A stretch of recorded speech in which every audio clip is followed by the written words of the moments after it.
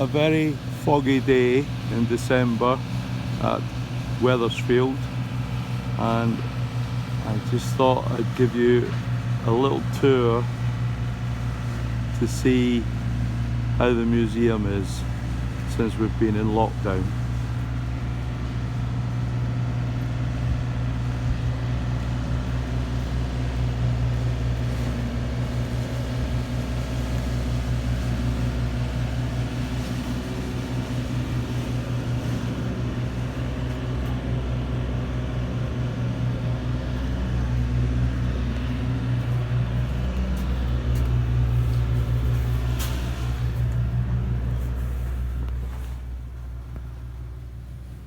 The visitors book, we've had no visitors for nearly a year now, and having said that, since we opened we've had over 1,500 visitors at this museum.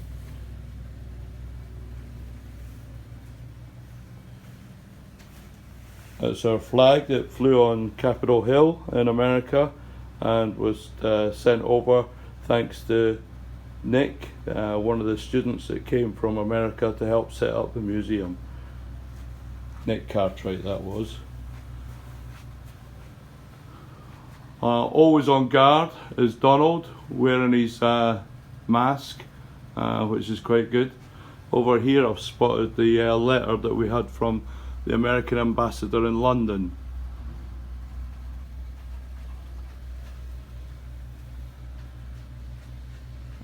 The 100 years of the shooters, the 55th. A favourite place for people to stand when they come in the museum is to look at this fantastic giant aerial photograph we have of the airbase. It creates a lot of discussion. Our donation box is rather empty at the moment, so it's an old ammunition box. We need to get that filled up sometime. And some displays and models that we have here is a giant model that I think it's 124 scale or 132 scale that was made by Pat Miller.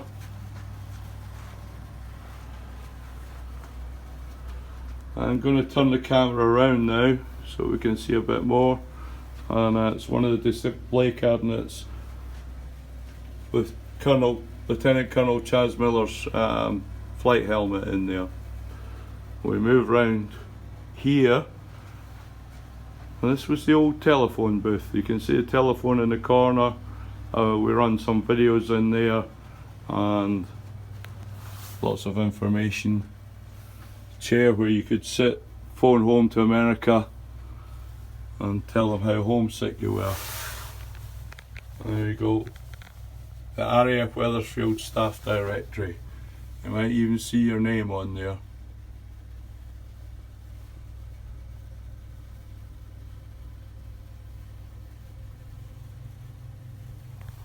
Okay, let's move away from there, move round, and we'll turn it back. There you go. Plaque from the American Hall.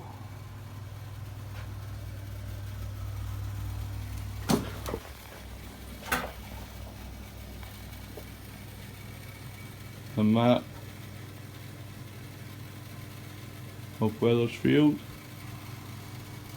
As you can see, Graham's wonderful dioramas are all covered up with dust covers, and at the moment Barry Webb's memorial bench was made by Roger Pryor for us, and the t-shirts and patches that Larry Pate sent.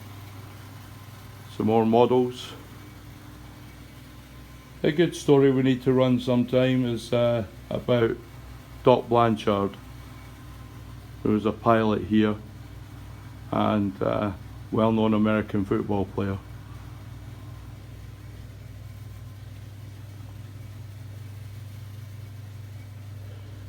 One of my favourite corners here is the music corner, detailing different bands and acts that were here over the years at Wethersfield. Building 42 all covered up, and Peter Bell's model cabinet with the fantastic SR71 and the story of GT Morgan, the fastest man at Wethersfield. Here's a picture that we've just seen recently on the Facebook page, and we have a copy in the museum. A picture done by Pat Miller, not only a great model builder, a good artist as well. There we go. Here you have the T3 canopy. I think probably the biggest item in the museum. It's an area about the peace marches and the CND. Under there is the model of the bomb dump and the model of the mushroom farm. All the commanders. A lot of stories and stuff about the bomb dump. One of Chris French's paintings here, probably can't see it for the light. And our memorial corner to the men in the 20th Fighter Wing who lost their lives flying F-100s and F-86s.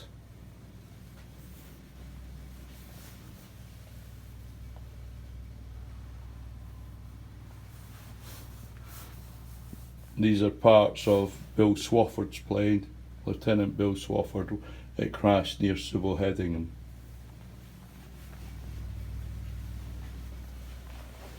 We go through here now to the 416th Bomb Group.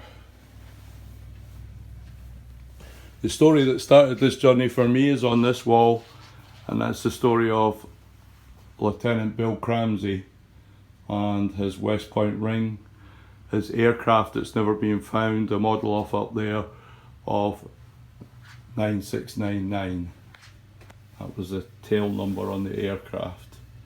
Okay, an A-20 Havoc, which is what the 416th flew from here at Wethersfield. The famous one up there, La France Libre, originally called Mislaid. That flew over 100 missions, and it was renamed when they moved to France. So the control tower would have looked back in World War II. We're lucky that from World War II, Captain Frank Catchett that you see there with his camera and his team over here captured over 1,000 photographs and nearly 30 minutes of fantastic black and white film from that time. We move to the RAF corner over here, and we've got Barry Webb, the Bittersweet Coup, and the story about them, and a Stirling that came after the Americans from October to January 1945. They arrived in October 1944. The patches for each of the 4 squadrons in the 416th. Lots of pictures in here. The museum's favourite World War II pilot, Dave Andrews, when he came here on a visit. And we've got quite a lot of remembrance stuff for Dave Andrews here. There we go. We've got lots of individual personal stories in here. Meredith Huff and Major Kenneth Roney and Harold Boyer. His daughter visited recently, and she's written a book which you can find called MIA, The Untold Story, about her father being an escapee, an evadee in France during World War II. Right.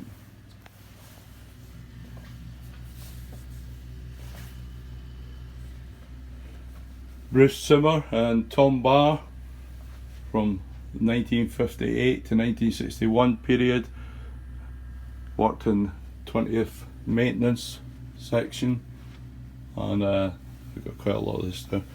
I think my favourite item, it's as old as I am, is Tom Barr's jacket. And it fits me, and it's still in perfect condition. My grandfather's stuff, unbelievably, my grandfather was a lieutenant in the SAS and he was based here in 1944. I didn't find that out till 2017. I've been here since the year 2000. The medal I received from Dr. Vernon Williams for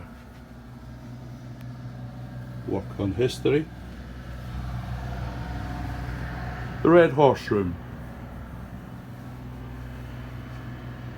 We've got some great artefacts in here from the Red Horse. Lots of caps, patches, lots of stories, a more recent history. And possibly some more stuff available from that period.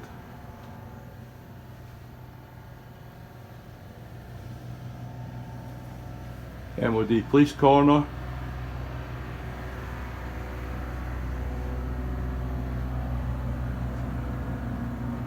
And all about cars and vehicles and various cars that people had at Wethersfield when they were here. More of Graham's dioramas all covered up. The excellent one of the tower there is done. And then I'm into the media room, where we have our collection of wingmans, different news stories on the wall as you go around. You see.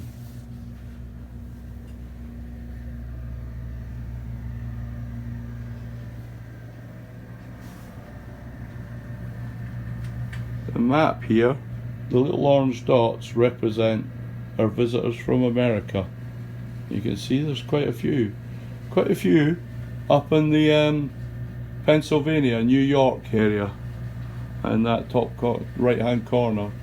We've got one or two from the west coast as well, and Florida, if I move the stand out of the way, Florida has quite a number as well.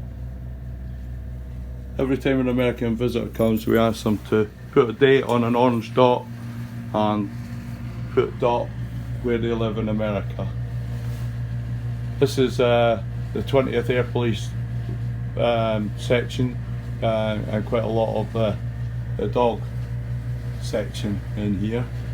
On this side we have air shows.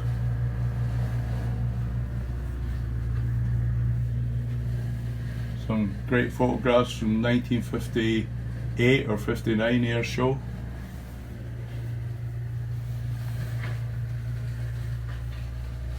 And this section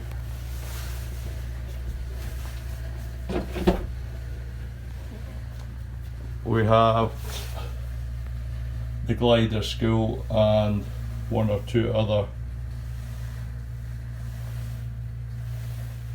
stories and some overflow from the 1988 air show. That's all for now, thank you.